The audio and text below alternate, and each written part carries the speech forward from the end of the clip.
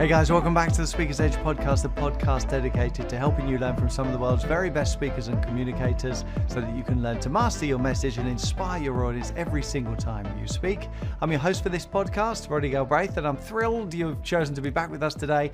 We're building on what we started work on last week. We started talking about building self-confidence, and we started talking about how can you come to the point where you really believe in something even when you don't believe when you're starting out. How can you develop that self-confidence? How can you develop that self-assuredness? So we're going to carry on with part 2 of that, and we're going to look at whether we're really emotional beings or whether we're really logical beings, rational beings. What do you think? Anyway, before we get into that, if you haven't downloaded the companion resources for the show, simply go to maxwellleadership.com/The Speaker's Edge.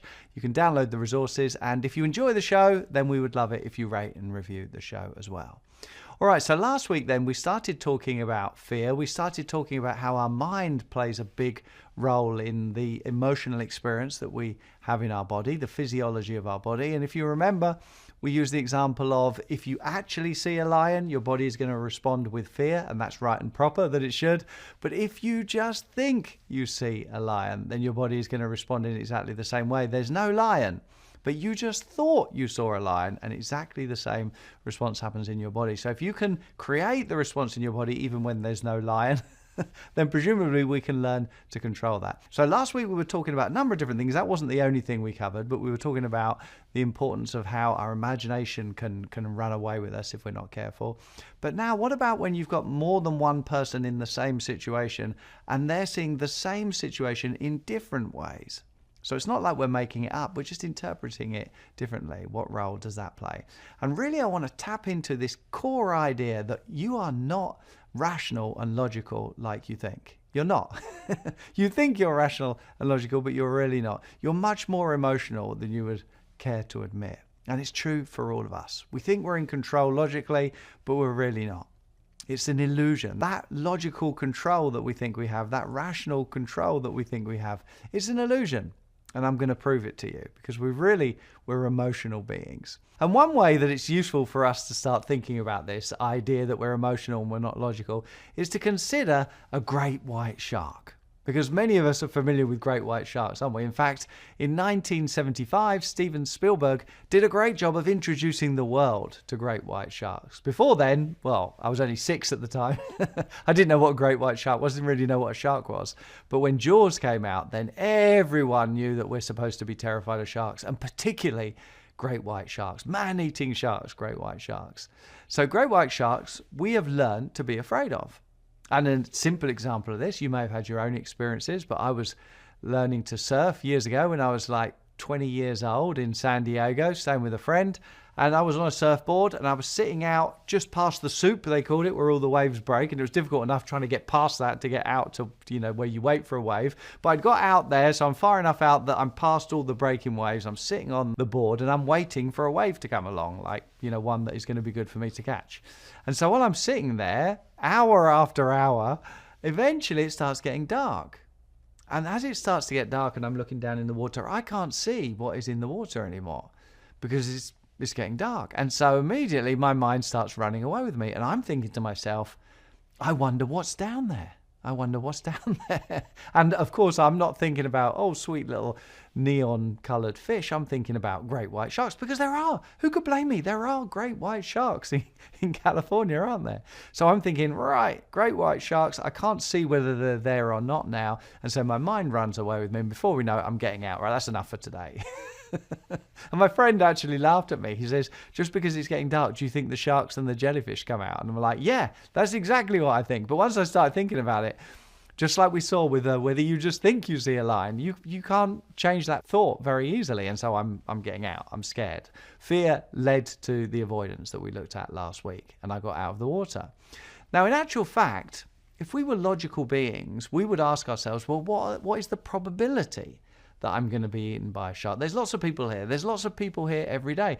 There's lots of people here all day, every day, week in, week out, year in, year out. How many people actually get eaten by sharks? Very few. And in actual fact, if I did take the time to look at the probability of being eaten by a great white shark, I would have found that I was many times more likely to be killed by a deer. But we don't have those same programs for deer, do we?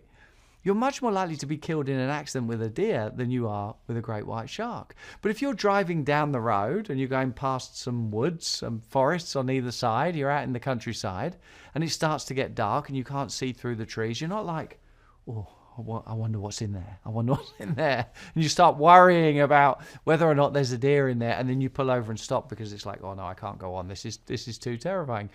We don't have those programs of deer like we do great white sharks, do we? Deer are cute.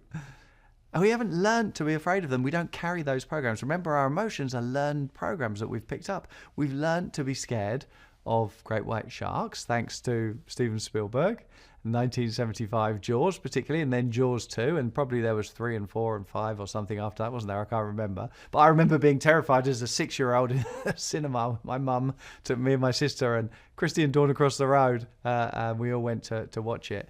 It was a different style of parenting, I think, in those days, so that wasn't seen as odd. But these days, it'd be like a 6-year-old going to see Jaws. I mean, I had the T-shirt as well and matching pants with the pictures of Jaws on. And so we were all indoctrinated to be terrified of sharks. But in actual fact, we're more likely to be killed by a deer.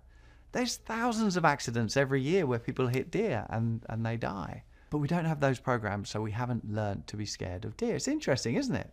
And if you think about flying as another example, you know, if somebody's got a fear of flying and you say to them, well, don't you realize that statistically speaking, you know, probability-wise, you're much more likely to die another way of traveling, in a car or a bike or a motorcycle, particularly, rather than flying. Flying is actually the safest way to travel.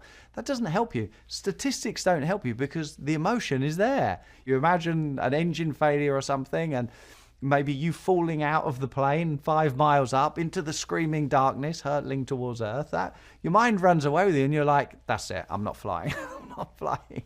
And we talk ourselves out of it because we've learnt to be afraid of those things. So our emotions are learned programs. Now, if we were actually logical, there's many other things rather than sharks and bears and snakes and alligators here in Florida, or whatever else it is that we're afraid of, things that might kill us. Do you know what's much more likely to kill us than sharks? Heart disease. It's like 1 in 5, apparently. Your risk of dying of heart disease is one of the biggest killers. Heart disease in your lifetime, 1 in 5 chance of dying of heart disease. Car accidents, 1 in 84. 1 in 84. Your risk of dying in a car accident. That's quite likely when you think about it, isn't it? 1 out of 84 people. Whereas if you look at air accidents, it's 1 in over 5,000. So there's a huge difference between dying in an air accident and dying in a car accident. But we haven't learned, most of us, we haven't learned to be scared of cars. So we don't even give it another thought. We feel like we're safe in our car. But we're many, many, many, many times more likely to die in a car accident than we are in an air accident. Drowning, the risk of drowning is about 1 in 1,000, 1 in 1,100, something like that. But the chances of being killed in a shark attack is 1 in 4.3 million. So again, there's a huge difference between drowning in the sea and being eaten by a shark in the sea. But we don't have the programs of drowning, most of us, unless we've learnt to. But we do have those programs for sharks. So we're terrified of sharks and we're not terrified of drowning, which is far, far, far more likely to kill us. And then it's not just negative emotions that we have this distortion where we're emotional beings and we're not logical beings. You know what the chances of winning the Powerball are, apparently? I Googled this a little while ago. 1 in 292 million. So you're way more likely to be eaten by a shark than you are to win the Powerball. There's virtually no chance of either of them happening. But certainly the Powerball, winning the Powerball, is far, far, far less likely. But it doesn't stop us enjoying talking about what we're going to do with the money, does it? We'll have an excited conversation about, oh no, what should we do first? Or what about this? Or what about this? And we really get into it. Because we're driven by emotion, not logic. We're controlled by emotion, not logic. And if we were really logical, do you know what we really should be afraid of? Which animal kills more human beings than any other by miles? You know what it is? It's a mosquito. A mosquito kills way more people than any other animal. Up to 1 million people a year are killed by mosquitoes. But we don't see a mosquito and like, it's going to kill me, it's going to kill me. We don't have those programs, most of us, do we? Not like we do for sharks or flying, things like that. And I think second to a mosquito actually is man. Man kills about up to 500,000 people a year, apparently. So, like, it's big numbers, isn't it? The shark is way down there. Way down there. Same with snakes. So we're not scared of the facts. We're not scared of the objective facts. We're not scared of the probability. We're not scared of the data. We're scared of our feelings. It's interesting, isn't it? Why? Because we're not logical beings. We think we are. But we're actually emotional beings. We're driven by our emotions. If we were logical, then if you saw like a hamburger and Kentucky Fried Chicken and sausages and French fries, and you saw them all piled up on a plate, you'd be like, no, get away from me. You could kill me. You could kill me. But it's delicious. We have programs for yummy and tasty, don't we? We don't have programs for, you're going to give me heart disease. Get out of here. But we're far more likely to be killed by those than the other things that we've looked at. Fascinating when you think about it. We're emotional beings. We're not logical beings. We decide emotionally based on the things that we really, really want, and then we justify them logically. So we're not logical beings, we're emotional beings. So then it's worth us looking at where our emotions come from, isn't it? If we're emotional beings and we've learnt these emotions, we really need to understand where they come from if we're going to have a hope of beginning to control them and therefore the direction that our life is going to go in. Now, Mark Twain said years ago, this is, I think, a great way of summing this up, very kind of self-evident in a simple example. He said, if a cat sits on a hot stove, it will not sit on a hot stove again. So if a cat sits on a hot stove, it will not sit on a hot stove again. In fact, it won't sit on a cold stove either.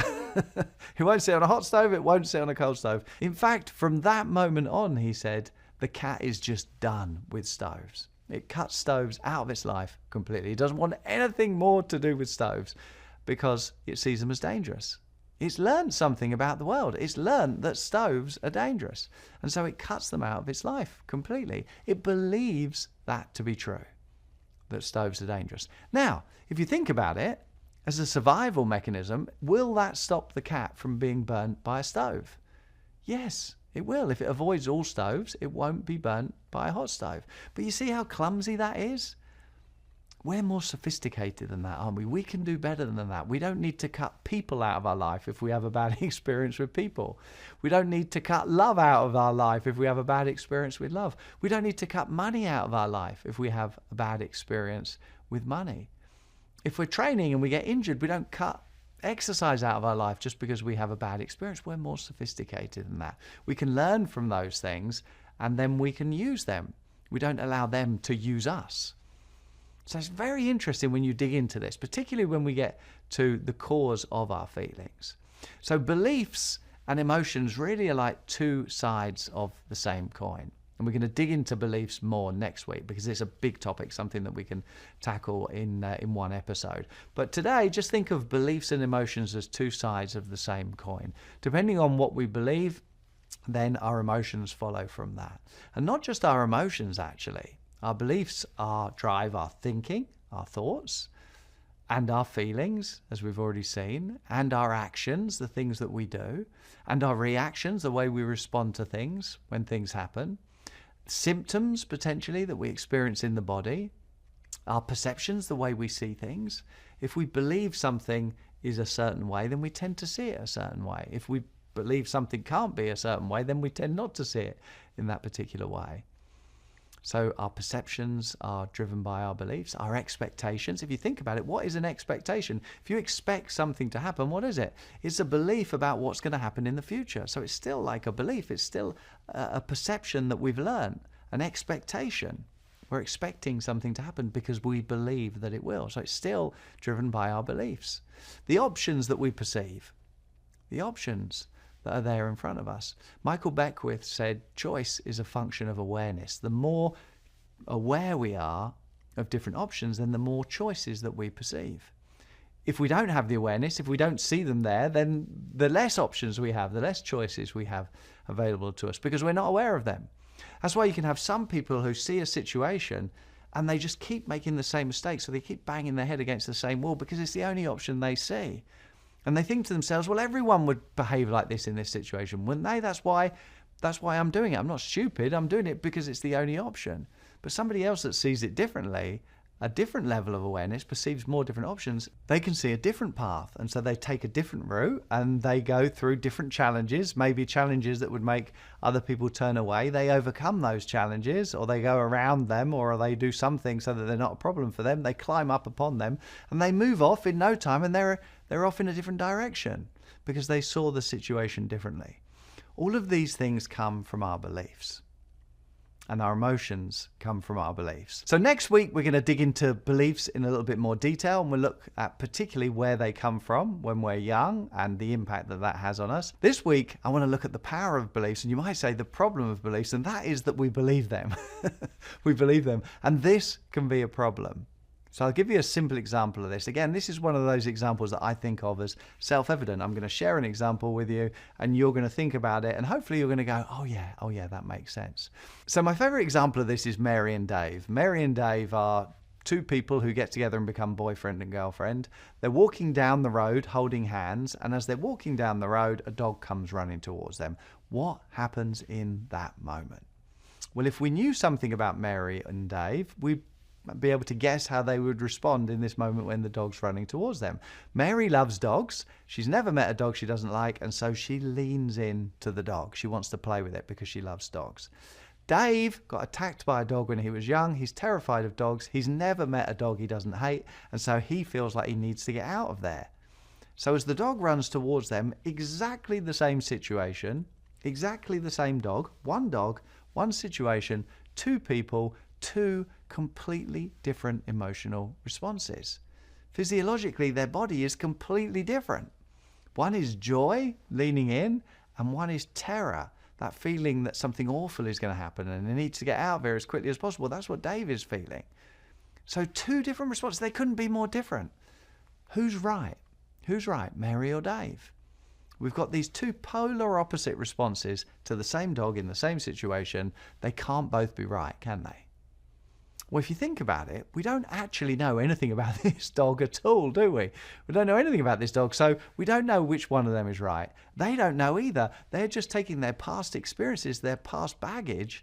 The dogs that their beliefs are based upon probably died years ago, but they're projecting that baggage. They're projecting what they know to be true, what they believe to be true about dogs onto this dog, and they're deciding what the dog is right. They can't both be right, can they? So you can see they've got different responses. They're both guessing what this dog is right. It's not a reflection of reality. It feels like it is, but it's really not. Now, you can't explain this to Dave because when he sees the dog, he knows he's in danger. How does he know? Because he can feel it in his body. He can feel the terror. He knows the dog is dangerous. He knows the dog is the cause of his fear because the dog appears and he feels fear.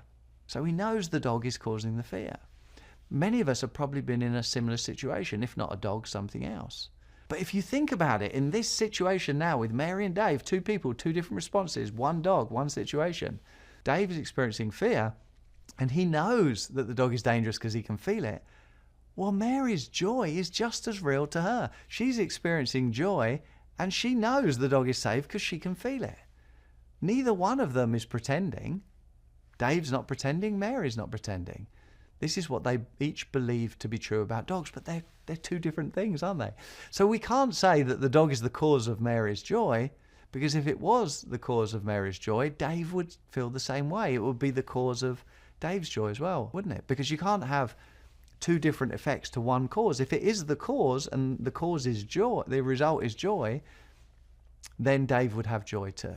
And from Dave's perspective, the dog, he knows, is causing his fear. But if that were true, Mary would be feeling fear too, because you can't have one cause and two different effects. So there must be a different cause. The cause can't be the dog, can it? There must be two different causes that the dog is activating. So the dog is activating something in Mary, which is causing her joy, and the dog is activating something in Dave that is causing his fear. And that's the belief that each of them hold about dogs. Different beliefs lead to different emotional responses, consequences in each of their bodies. So it's the story Mary tells herself about dogs that is causing her joy. It's the story Dave tells himself about dogs that is causing his fear. And if either one of them wants to change what they're experiencing, It's not the dog they need to change. They need to change the underlying belief that is the cause of that. You see, we don't see with our eyes. We see through our eyes. We see with our emotions. We see with our past experiences. Do you see that? Their past experiences, their baggage is causing them to decide what this dog is like. So we really don't see things the way they are. We see things the way we are.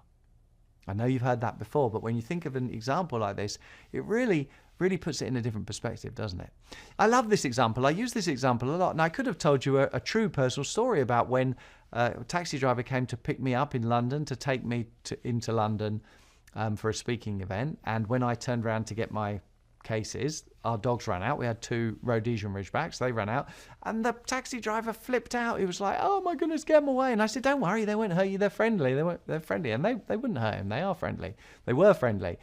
And he's like, please get them away, please get them away, please get them away. He was 6'3", this giant guy, and he's like cowering like a child. He just melted when he saw the dogs. So I took the dogs and put them in. He jumped in the car, like did the window up, locked the door.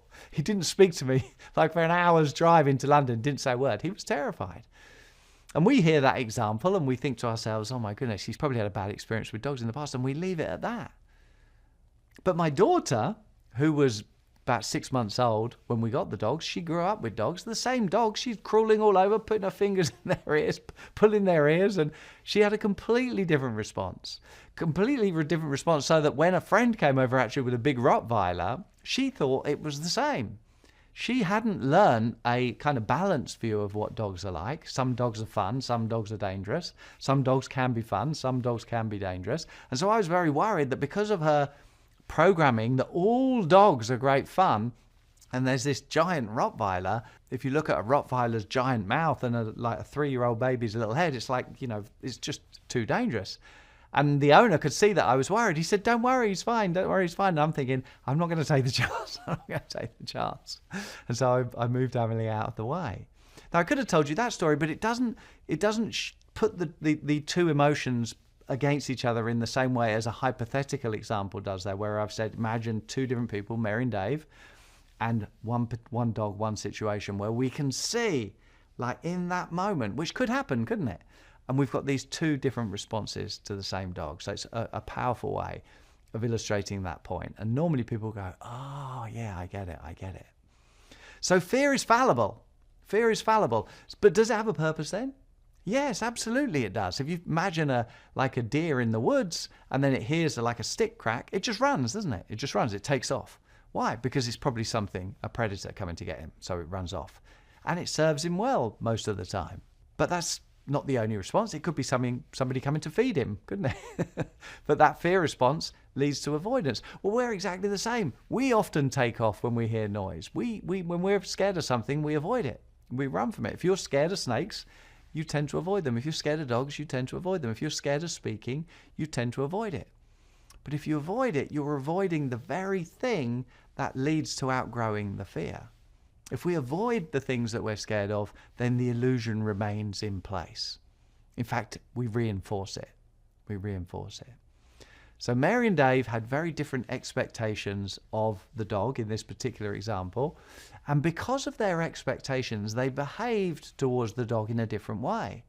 Now, what do you think the chances are that if Mary convinced Dave to stay, he looked a little shifty around the dog and the dog picked up on Dave being a little bit weird and he started getting a little bit like, I'm not sure I like Dave, because the dog would respond to the way somewhat that Dave is treating the dog, wouldn't it? It wouldn't trust Dave. It's like, yeah, something's off here. Something's off. I'm not getting good vibes. But with Mary, he can see that Mary's intent is joy and fun, and the dog probably loves Mary. And so Mary and Dave's expectations elicit a different response from the dog, in all likelihood. All right, so that's enough for this week, I think. It's fascinating to look at fear. I really wanted to bring out the fallibility of fear in this episode so that if we're feeling fear, particularly around speaking, which is a lot of the people that I work with every week, they are struggling with overcoming a fear of standing up and speaking in front of other people. If I can convince them of the fallibility of fear, then maybe they don't put quite so much faith into it. Maybe they can begin to put faith in their own potential, in their own ability to outgrow their fear, in their ability to to be strong and confident in front of an audience, which is absolutely possible. It's a process, but it's absolutely possible. All right, so next week we'll look at the developing mind of a child. Fascinating topic, and then we'll be done with self-confidence for the time being. All right, so each week I talk about the Maxwell Leadership Certified Team, and if you're interested in becoming a speaker, I highly recommend that you check it out. You just go to maxwellleadership.com/speak, and if you jump on a call with a program advisor, they can tell you about the program. It really is. It's a no-brainer if you're interested in developing your speaking. There's nearly 60,000 coaches worldwide in about 168, 169 now, I think it is, countries around the world. It's one of the best places to learn the Maxwell method of speaking, and frankly, there's no one better to model than John Maxwell if you want to develop your speaking. So check it out. It's no obligation. You've got nothing to lose, really. Just go to maxwellleadership.com/speak. All right, don't forget to download the companion resources for this week. Go to maxwellleadership.com/the speaker's edge. And remember, communication is one of the most important skills you can develop, if not the most important skill you can develop. And it is a learnable skill. It is a learnable skill. So you can learn to master your message and inspire your audience every time you speak if you stick at it. That's it for this week. I'll see you next week. Take care. Lots of love. Bye-bye. God bless.